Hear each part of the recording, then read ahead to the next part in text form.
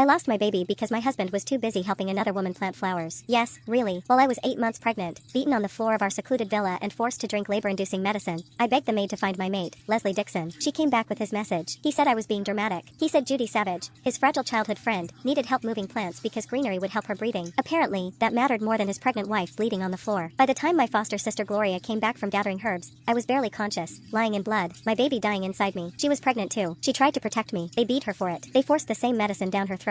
She was only 5 months along. Her baby died too. We held each other on that blood-soaked floor and finally faced the truth. Our husbands never loved us. We were just wombs. Gloria had married Eddie Dixon, the younger brother and future alpha. I married Leslie, the older brother, the calm, reliable one everyone respected. People envied us. Two sisters marrying into the powerful Dixon family. What they didn't know was that both marriages were built on a lie. We were told Arthur Dixon, their father, was dying. The only cure was cardiogen from a child born between my bloodline and a werewolf. My blood had healing properties. Our babies were supposed to save him. I believed it. I even begged my father, the chief healer, to let me marry Leslie.